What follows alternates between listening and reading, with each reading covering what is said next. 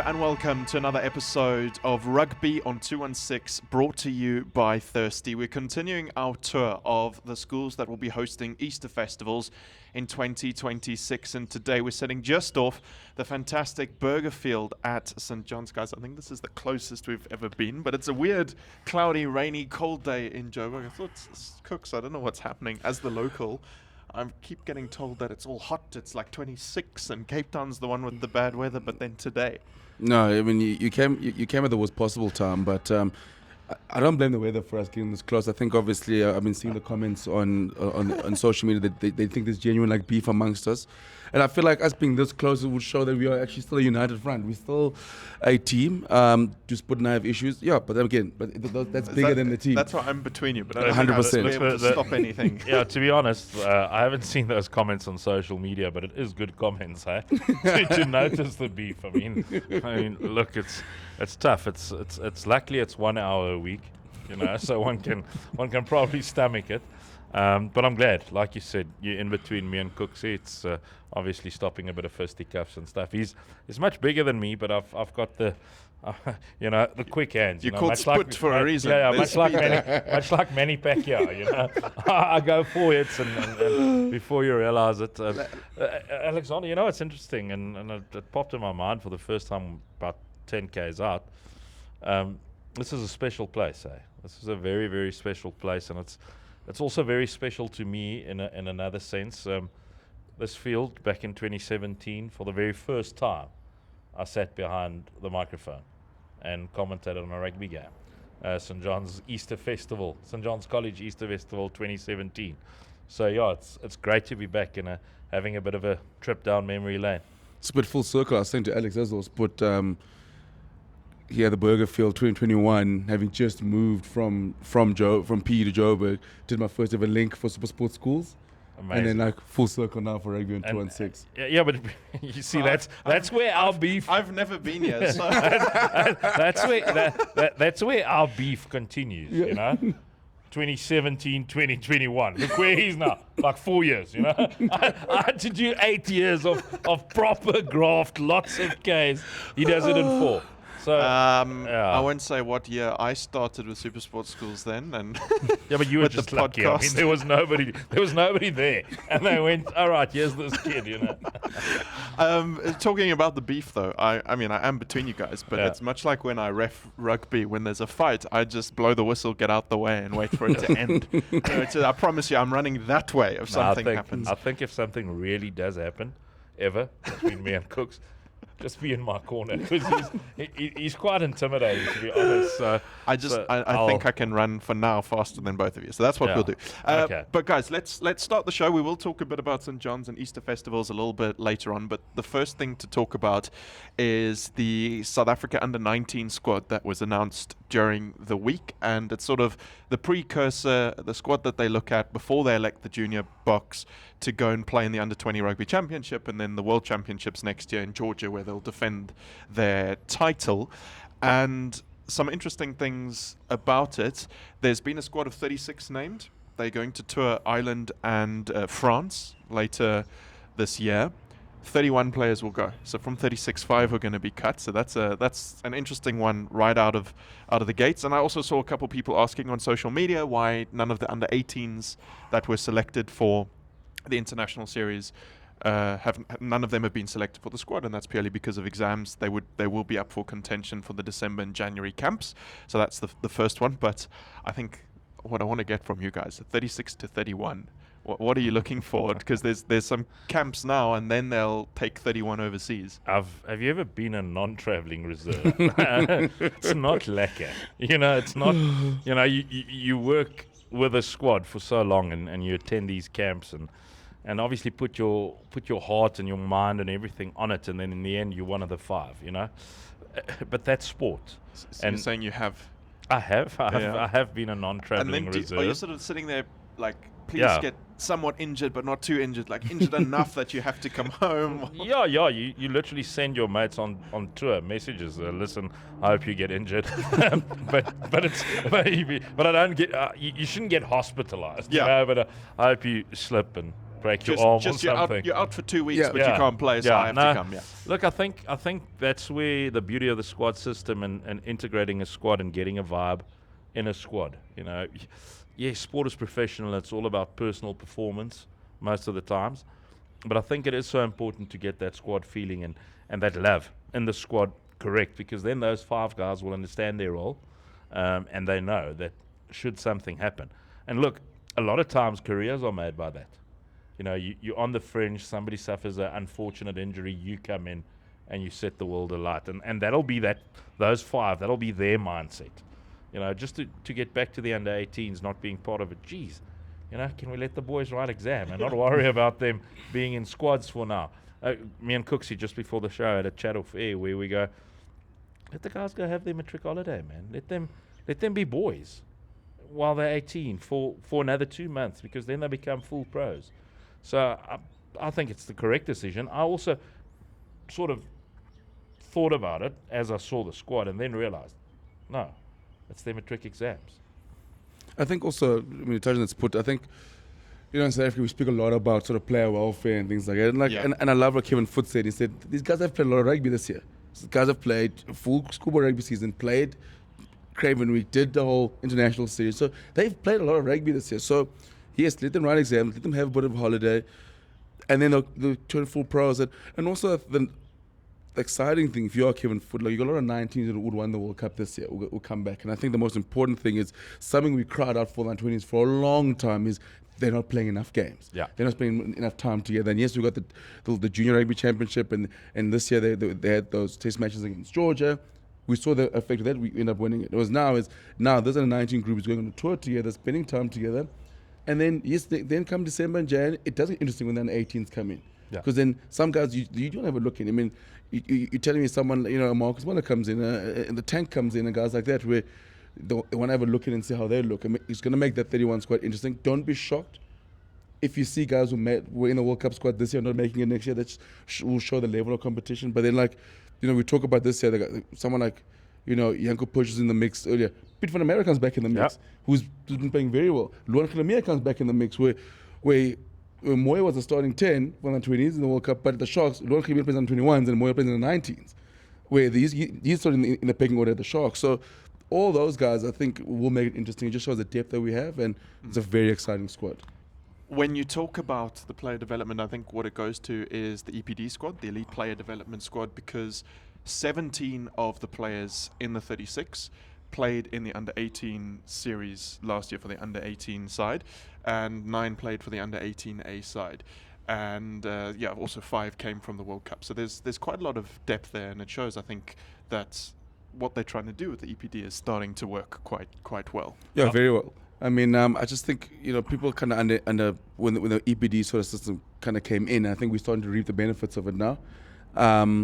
Again, it's just knowing how to deal with all this depth they have. Yes, some guys don't make the EPD setup and still find themselves in the squad, but for me, it shows that it's working. We can see the progress that's going to under 20s, because the biggest thing is, we spoke about it going into the World Cup, is it's always been that gap between when they finish school to becoming a Springbok, that where we struggled.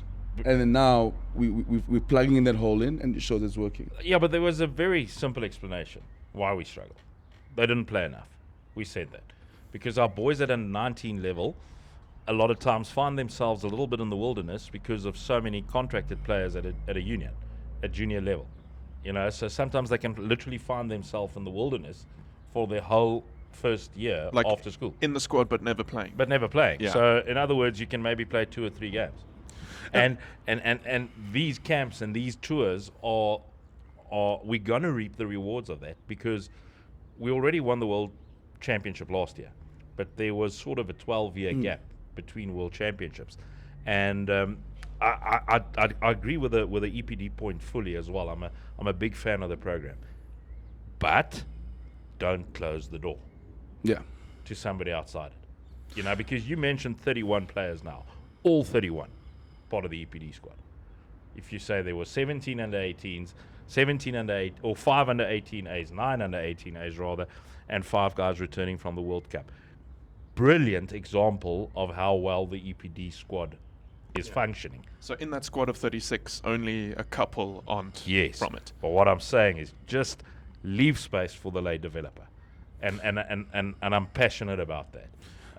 And I can't stress that enough. I've said it on numerous occasions that the way we prepare our youngsters through the EPD system is absolutely world class, probably the best in the world. But just leave space for the late developer. I must say, talking about EPD to sort of end this point, is what's exciting is this week was the first ever girls under 16 EPD sort of EPD camps, which is fantastic. It shows that the EPD now obviously going to the women's game, and guys, I get very excited in terms of South African rugby. I mean, the job Dave Wissel is doing as the high performance manager is fantastic because of having these camps and the EPDs, and like Sput said, don't close the door. Yeah. I think that's the case. Unfortunately, we could all sit here and name 15 different Springbok sides, or under 20 sides, or Craven sides, or it's just the sheer number of players we have in this country, and we can't get to everybody. I want to touch on that point, the Dave Wessel's point. I think that's a very, very important point. I think he came into his position with plenty of experience, but not just South African experience. And I think he's used everything he's learned in rugby, and he's really putting the structures in place at all levels. The excitement around the women's game in South Africa currently, almost unparalleled. We just saw the Betway Women's Club Championship. We saw the the South African Under 20 week for women take place both in Joburg. Under 16 squad out for the first time. Imagine the development in those 16-year-olds over the next 4 years. Yeah, especially when you consider the improvement from the 2022 World Cup to this year's World Cup with the women box, and that's without things like this. And so now you're bringing these in, it's just going to be creating such a good system of development, because, I mean, we made a quarterfinal, we held our own against the Black Ferns for the first half, and that is without the school structures that the boys game has. That's without these development pathways. So now with them, it's very exciting. I'll put my head on a block, and I'll say it here for the first time on TV. South Africa, the women, in the next World Cup will be in the semi-finals at the very least. At the very least. I think they'll be in the final, and I think they'll have a legitimate chance in that tournament for the first time ever. This year, quarterfinal was always the ceiling. Let's be honest. Unless we might have been lucky and played Ireland, in the quarterfinal, if the draw was differently, there wasn't much chance of us winning a quarterfinal. Next World Cup, South Africa will be, at the very least, in the semi-finals. That's the big call, and you've heard it here first on Rugby on 216. We've chatted a bit about the SA Under-19 squad that was announced this week. We're going to take a quick break now on Rugby on 216. When we come back, we'll chat a little bit more about why we're here at St. John's today, the Easter festivals next year, and we'll also chat a little bit about food. See you in a bit.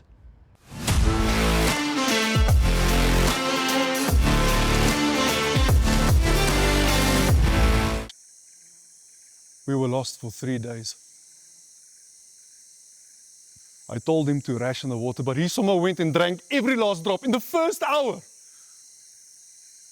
I have a family. We urge the public to remain calm. There is no leak. However, we have identified a thirsty individual who's responsible for this water crisis in the Western Cape. You almost left Brackenfell for Waterkloof just because of the name. Almost. Jason, is this true? Yeah, that's true. I am thirsty.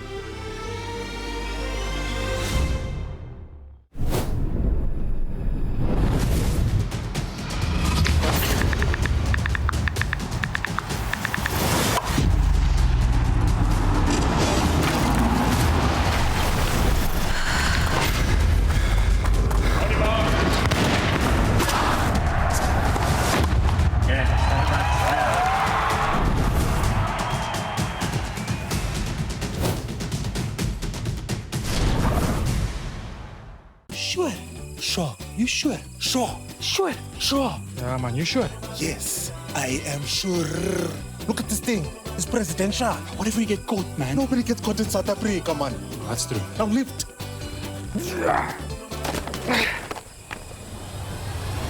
I'm sure. Don't just be sure. Be sure. King Price ain't sure. Insurance you can be sure about. Visit kingprice.co.za.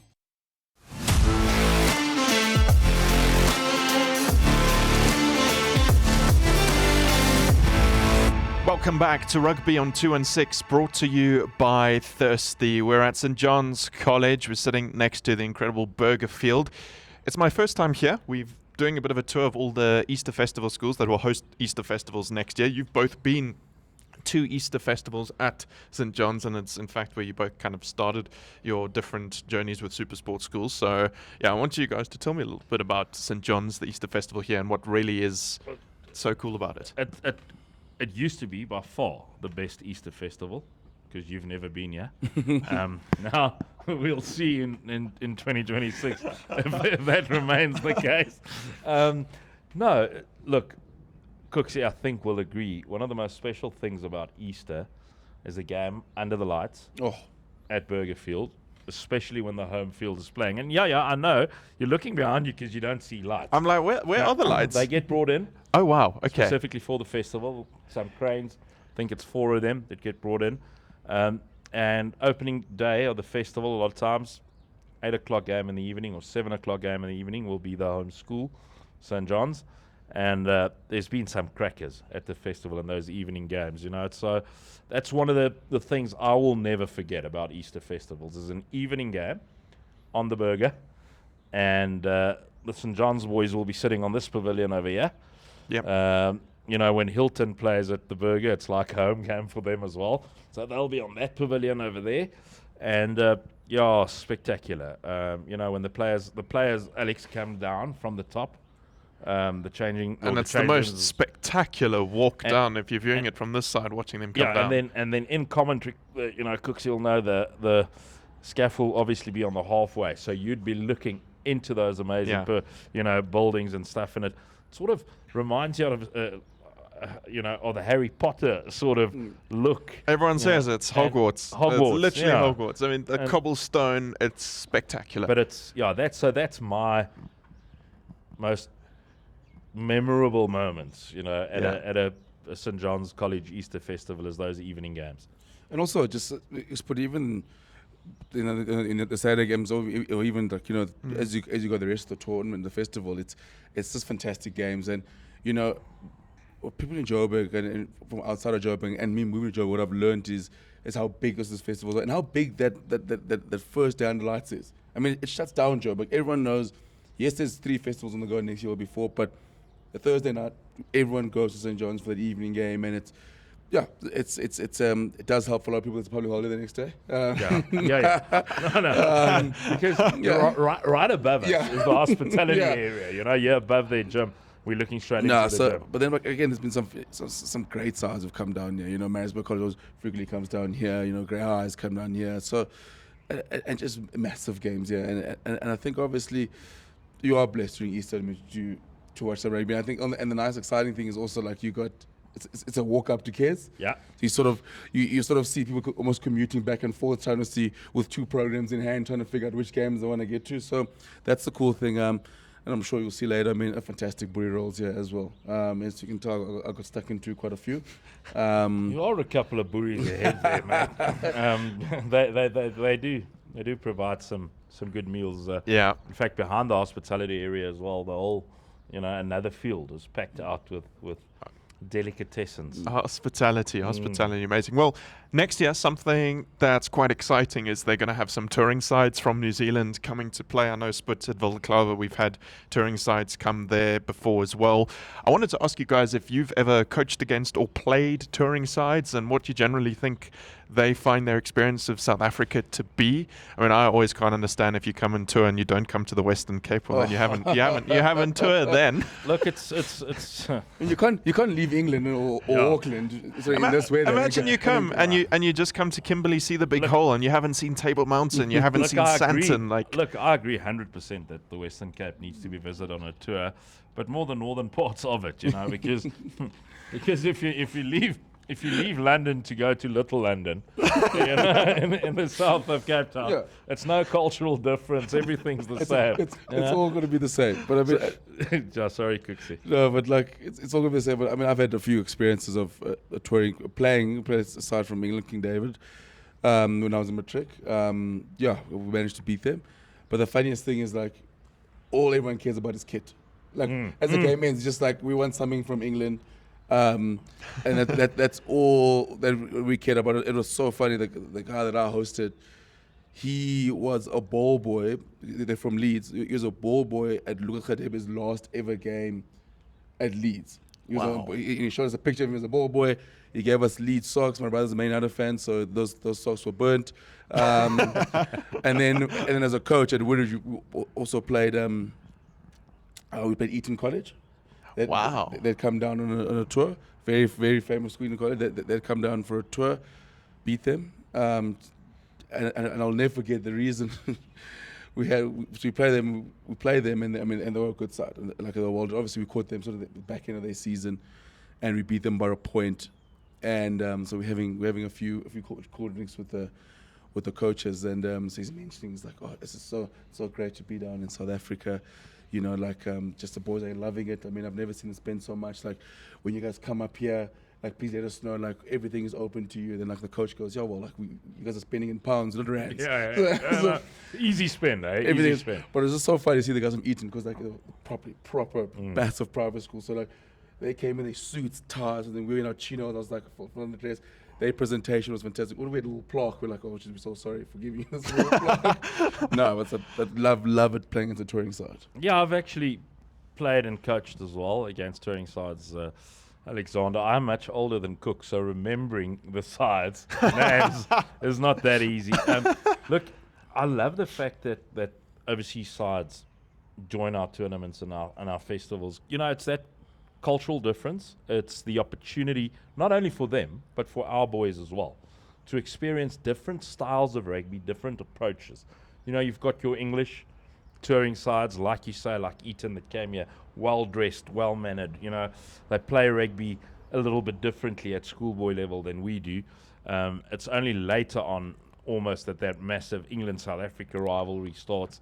The New Zealand and the Australian sides do things more similarly, you know, than South African sides, and a lot of times, you know, they provide proper tests for our sides, and it's great to see, and it's just taking the game beyond international boundaries is absolutely amazing, because both the touring party and the hosts learn from each other and learn how to do things slightly differently. Some South African sides will see things that they can take into their season, and some of the New Zealand, Australian, English, European sides, whatever, see something by the way South Africans do it. They're always amazed at the professionalism of our sides, so they take it. And the size, don't forget the size. It's always funny when the touring sides come. How big everyone they're is. just like, oh Jesus, the Africans. I mean, these dogs they're not small dogs. I mean, like, but also, but you mentioned that's been different. You know, like last year we had, you know, Racing Metros sending, I think it was in the 14s to play against King Edward.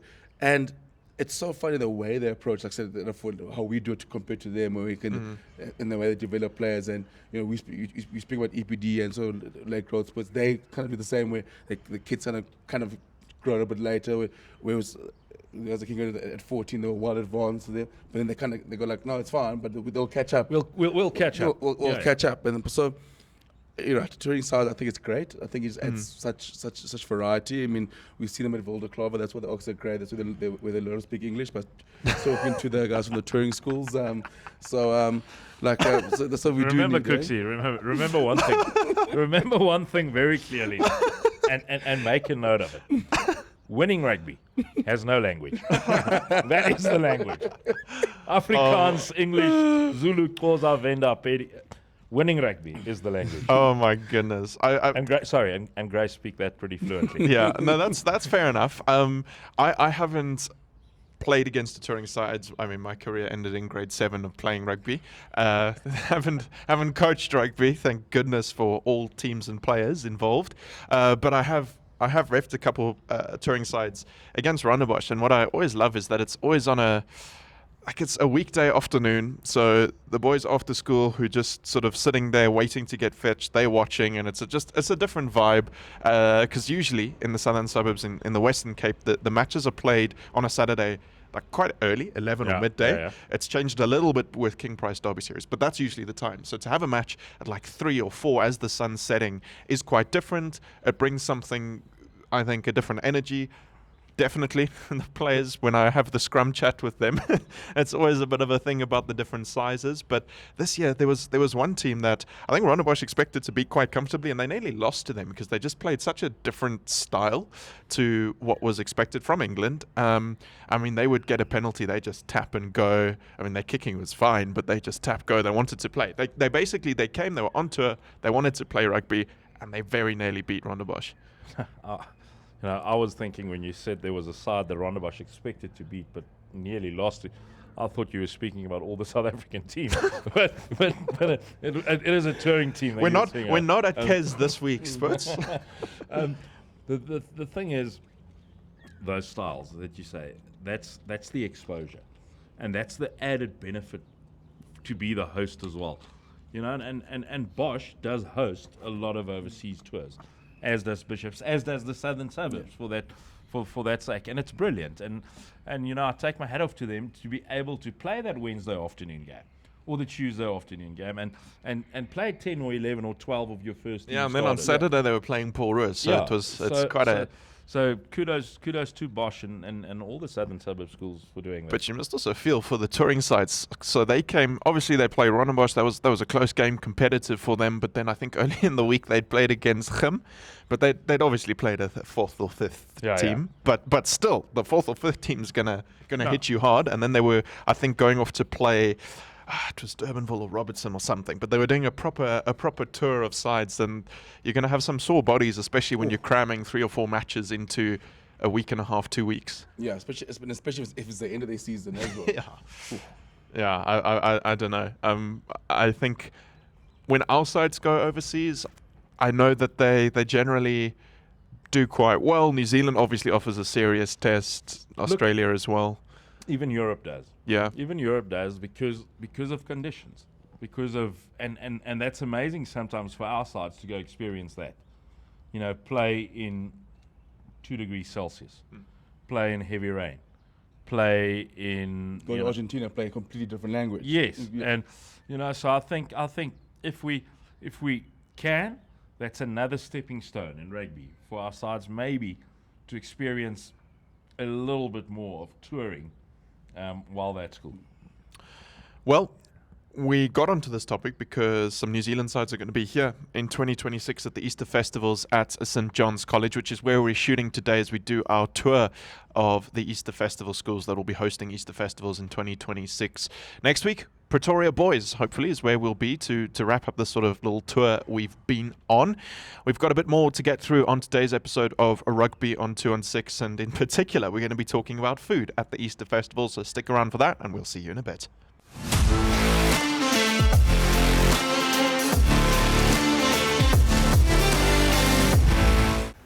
Bottles disappeared.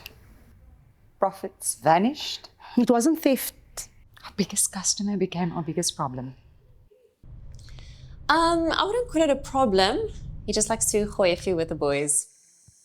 The guys in the first team used to call him Camille. Because he was so tall. No, not Camille Per, Camille. He used to drink 200 liters of water in 3 minutes after practice, like a bloody camel. Is this true, Yevon? Yeah, most of that is true. I am thirsty.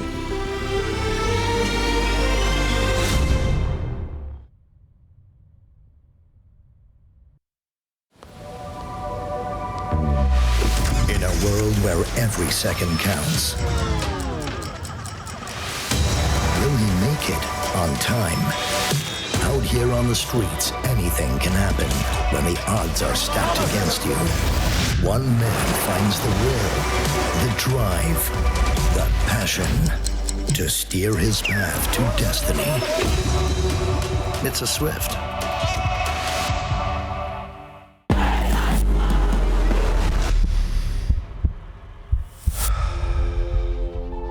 Some things you don't choose. They choose you. A name, a history, a legacy that came long before you and will last long after you're gone. It's not just about the game. It's the moments that shape you. The early mornings, the long bus rides, the chants that never fade. The friendships, the rivalries, the feeling of being part of something bigger. It's a belonging, something you carry with you wherever you go. Because once you're a part of it, you always will be.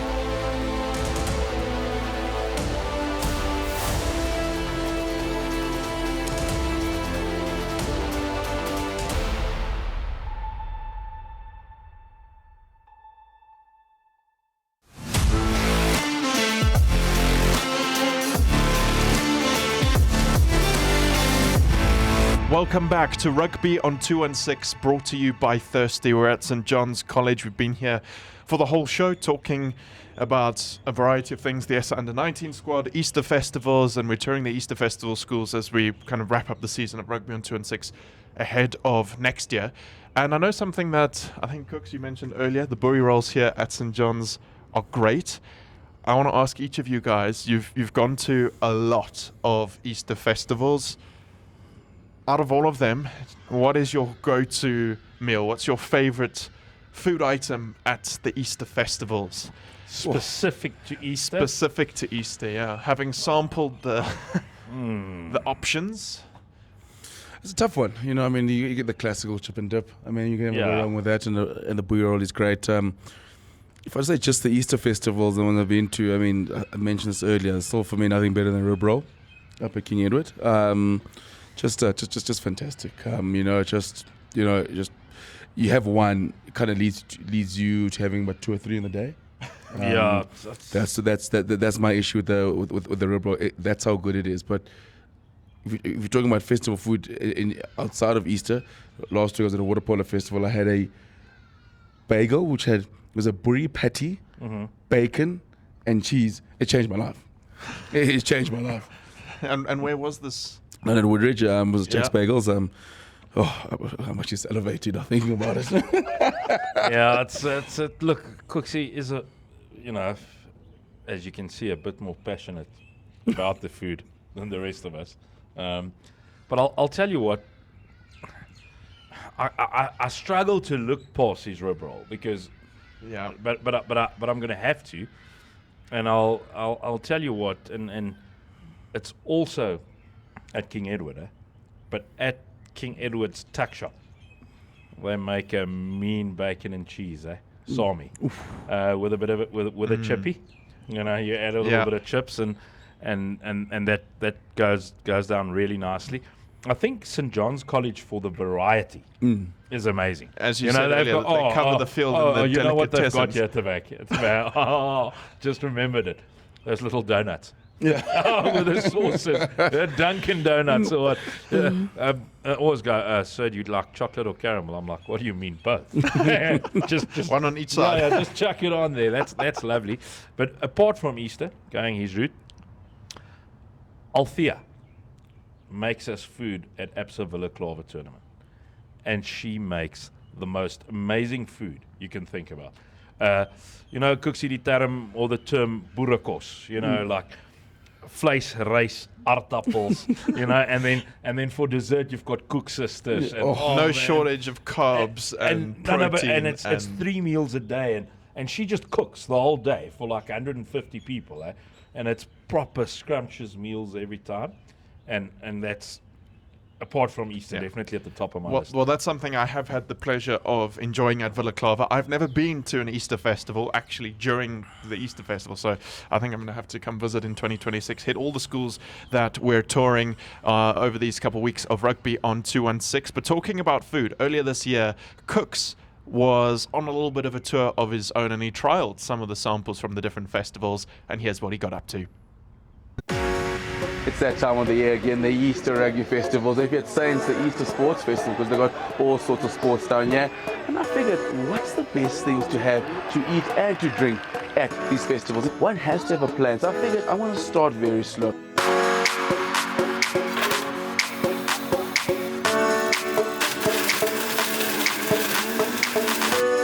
gay wine. I want something to drink, and I'm here at the Saints Brew, and I was thinking to myself, I have a nice little slushy. It remind me of my youth. It's the love and passion that we invest when making them. This is the passion fruit crusher, as it says, passion fruit. So it's one of the most amazing refreshing drinks. Whenever you want to quench your thirst, hangover, this is for you. It's fantastic slushy. It's a sort of 4 out of 5. I think 4 out of 5 is a great start. The tone's been set now, so St. John's, kids, please be ready. Coach Cooks here, and I'm at the Cares Easter Rugby Festival, and what makes this festival here at King Edward's is it's the food. There's rib rolls, bacon and egg rolls, pork belly rolls, steak pregos, chicken pregos, but the most famous is the rib roll. Yeah, at Cares. As you can see, the guys are hard at work. I know the rugby is where everyone wants to be, but the men here are putting in the work. I mean, it looks delicious, yeah. I mean, he's in the zone. I mean, I think it's more important than the Cares person rugby captain at the moment. This is a tougher job than he's got to feed the masses here at this beautiful tent, but what makes this place is so unique is like the freshness. That man's got a cold one over there. Like that's what you want to see. That's the sort of camaraderie you get here. Weebers are going over time. There's at least about parents here helping out. You mentioned the support and the family from far and wide. New Heavels is here, Affis is here, but all the Eastern Cape schools, most of them, Pearson, Hudson Park, Selborne College, coming all the way down from the Eastern Cape, coming here enjoying Rondabot from the Western Cape, coming down here to enjoy the fantastic cuisine that Kids has to offer. I think for me, soon, someone gets stuck into one of these roles.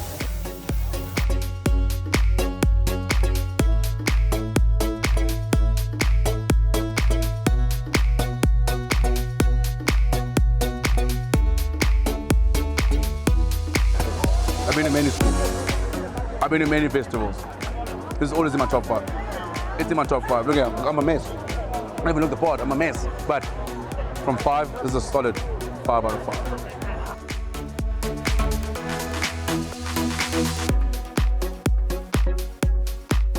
What makes it special is my spice that I put on. After the first one, yeah, you'll definitely come back.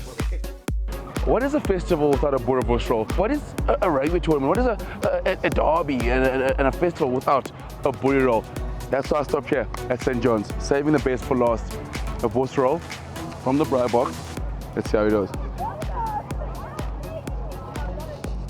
It is definitely the best for last. It's another 5 out of 5. I had to end it with a boerewors roll.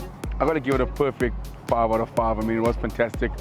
Ketchup, some mustard, but unfortunately, my time comes to an end now. I've eaten enough. I've enjoyed some great sports, some great food, but from Coach Cooks, that's a wrap from the 2025 Easter Rugby Festivals.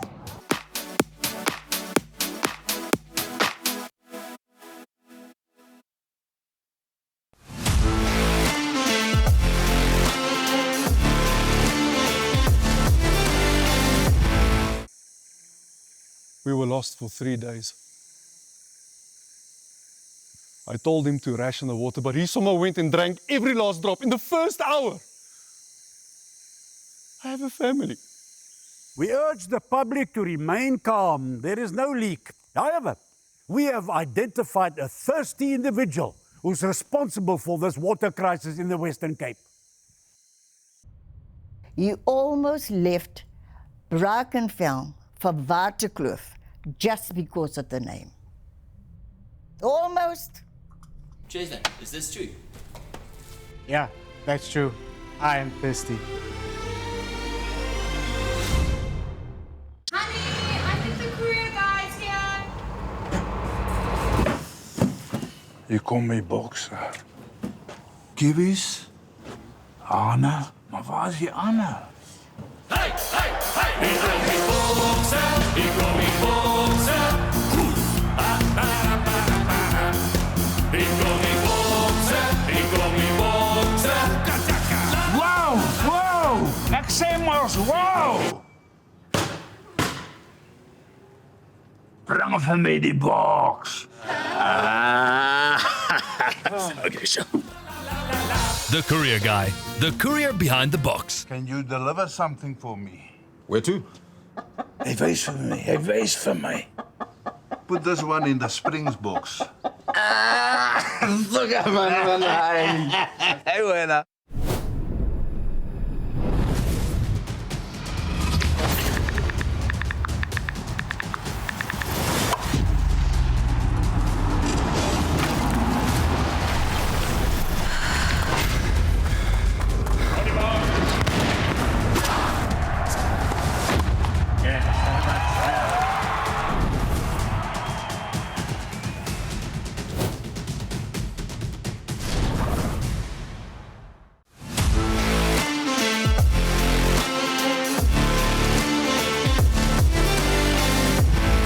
Welcome back to Rugby on 216, brought to you by Thirsty. We're coming to you from St. John's College. We're doing a tour of the Easter Festival schools that will be hosting in 2026.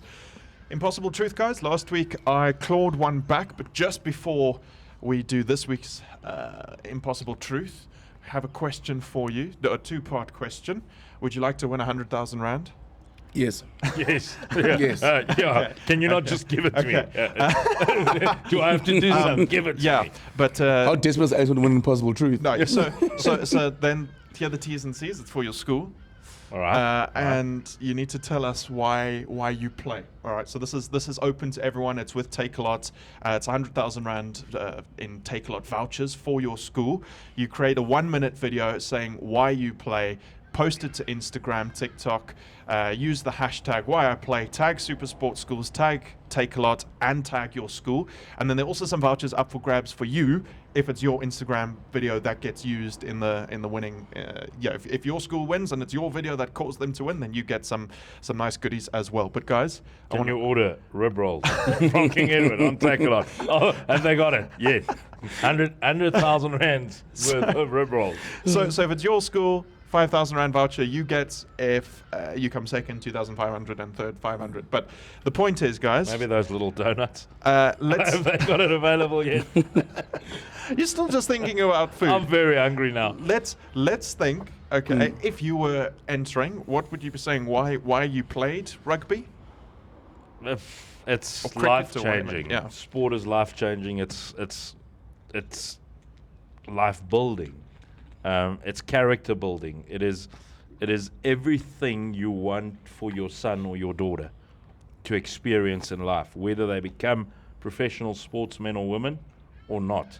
It teaches you about life. It teaches you life skills. It teaches you discipline. And we're getting deep here all of a sudden. But that's what sport is. Sport is so much more to me. It's my life. I make a living out of it in a totally different way than I ever thought I would.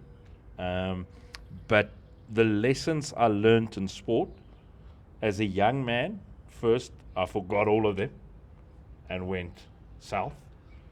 And later on in life, I remembered those lessons that I actually learned from coaches, from teammates, and from the discipline it brought into your world. So that's the reason why everybody should play, and hopefully why you play. For me, why I played, it's very simple. Rugby is the greatest game on earth. Sport talks about the life lessons and what the game teaches you. But for me, the game itself, I love watching rugby. Hence why we do what we do. Yeah. You're watching clips on TikTok on this, or you're watching on TV, you're catching highlights. And the most important thing, for me, I just like watching, a guy execute a perfect 2v1. That gets me excited.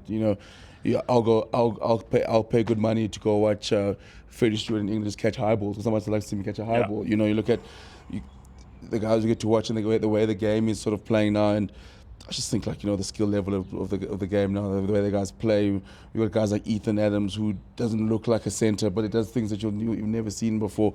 You got guys like JJ Theron, who was playing for the Bulls yesterday, but when he was at school, the confidence he had and the way he carried himself, but then also the way he picks up the ball around the corner and sort of the way he plays. So for me, I just think the game is still the greatest game in the world, and the levels being played at now and the things that you get to see, that's why I play. I just love running into somebody. And it's not just the skill level, that people love to watch and why. I was probably the best rugby player ever in evading contact. All right, but I love watching 30 players have a proper go, test themselves physically, and how's it not worth the entrance fee alone when Eben Etzebeth and Thomas Lavanini has a go at each other? How's that not worth the entrance fee all on its own? Because that's how you see your play. My favorite thing is playing and coaching is, I sort of call it the calm before the storm, that period where you sort of finish the warm up into sort of before the ref blows the whistle. I remember as a coach, where you kind of you finish doing what you want to do and you sort of walk out and you sit and the coaches is a quiet now. You go, and you sit there, and you go, geez, okay, like it's showtime now, and like, as before the guys run out, and when you're playing, it's different. Like I just always been saying to myself, like it does feel like you're going into war, because you got to go from being this nice, passive human being to changing your mindset into like I need to move a man against his will, and it's gonna do the same to me. Like you're getting that mode, and it's a funny thing when you once you get into that mode, and then like when the game ends, like now I gotta get out of that mode and just go be a normal human being again and shake hands. And but isn't it amazing though? I make mention of the fact how good I was at avoiding contact, but a rugby match only actually started after that first contact. Yes. You know what I'm saying? You're waiting in anticipation, like you said, you're on the field, you know what your plans are. Cooksey and my plans would have been totally different. He was a lock forward or a back row, and I was a fly half or a first 5'8", as they say in New Zealand. But it was after that first contact, or maybe for a fly off after that first pass, that you felt, all right, now the game has started, and now I can play a bit of. Was a different type of lock forward? Was it first offload? You've told us about that. Does the first contact ever come if you're a fly half? Look, the first contact a lot of times came after the game when shaking hands. That was the first real contact. Or your nine getting upset with you and like the nine very often did get upset with me because I would be on his case about these distribution skills, and it's pretty important for a nine, isn't it? Well, thank you guys for telling me why you play. A bit different for me. I obviously knew very early on that I wasn't gonna play because it just wasn't for me. I was more a runner. But then, sort of in grade 9, for some reason, I decided to. One day, I noticed there was no one running touch on the side of one field. I was in full school uniform. Just picked up the flag. They needed someone to do it. I did it.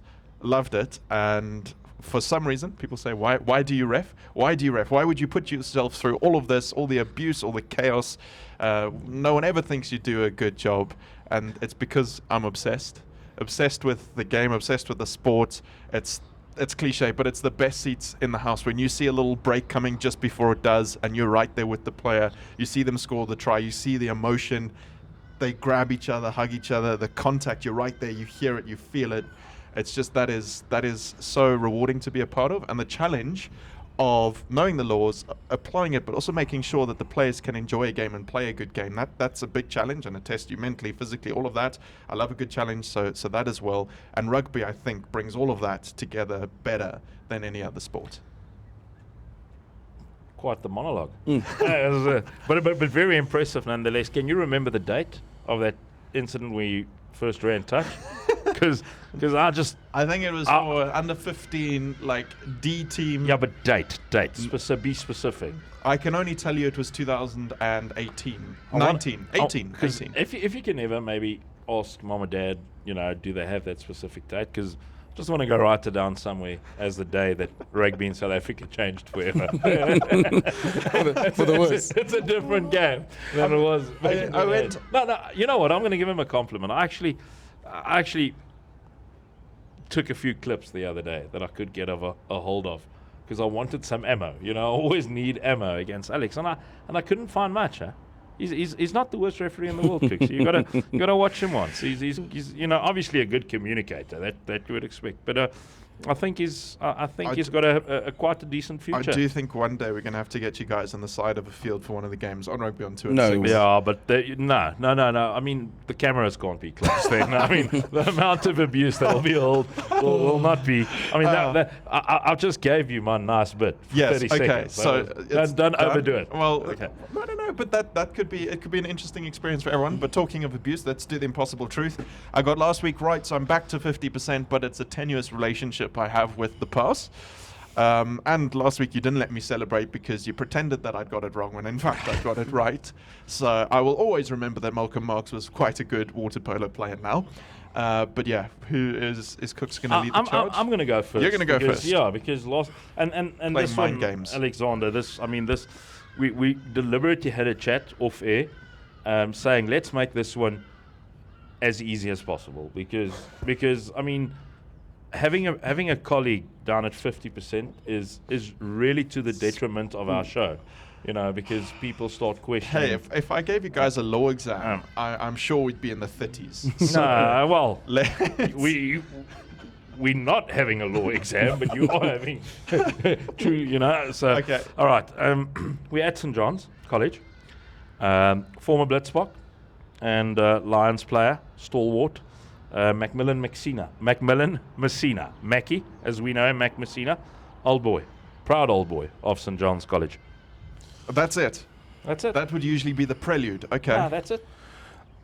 At St. John's, we talked about the, Thursday game on the lights here, the first sort of round of fixtures.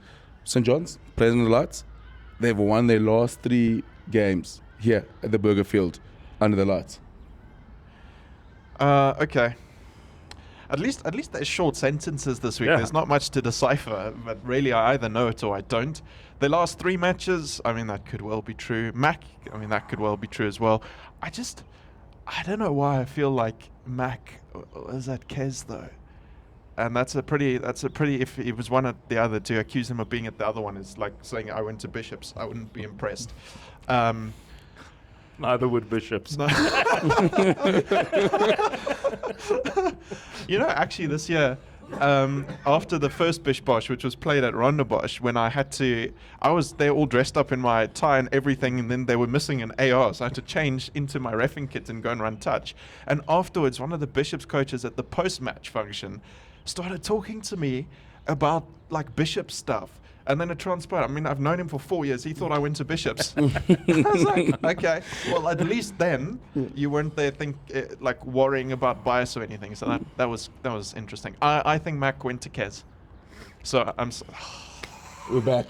Sorry, that was your answer because you weren't going to change. We still had salary. No, Macmillan Messina. Macmillan Messina. Sorry, Mackie. He went to St. John's. He's a proud old boy. I'm sorry, Mac. I'm sorry. We're back. Unfortunately, back down. St. John's went down to Hilton this year. So, Alex, we got you back to down 50%. But I told you, can't keep good men down, eh? No. And we even spoke about that game. I couldn't remember it now under the lights, under the pressure. Look, Cooksy, a bit of honesty though from our side. I think we must get together maybe on a bit of a Teams call somewhere this week to discuss our last 6 episodes and give Alex stuff that he gets right. Yeah. Because going into hopefully a season 2 of this show, we can't have somebody lagging below 50%. No, definitely not. Oh, okay. I don't know how I feel about this pity, but this patronization. We'll see. Something interesting about St. John's, I learned there's a statue of David. And of course, we all know the story of David and Goliath. And David is throwing the stone, and he's throwing it towards Kes. So it's somewhere up there. There's a statue of David, and he's throwing the stone towards Kes, which I think is just a wonderful little motif. I actually did not know that. Yeah, I thought I was ready for you guys to bring that. Alexander, just before you finish off and tell the people, but for now, bye-bye. Out to your schools, meeting on the cricket field. As we record this, next week we'll have something to discuss. Being from the southern suburbs, Bosch surely must be the favourites in a cricket match against Grey College. So let's chat about it next week. Under new head coach Steyn Bakker, who was in my E21. So I'm hoping it's going to be ugly and in the favour of Rondebosch. That's all we have time for on today's episode of Rugby on 216, brought to you by Thirsty. We'll see you next week as we continue our tour of the Easter Festival schools for 2026. But for now, bye-bye.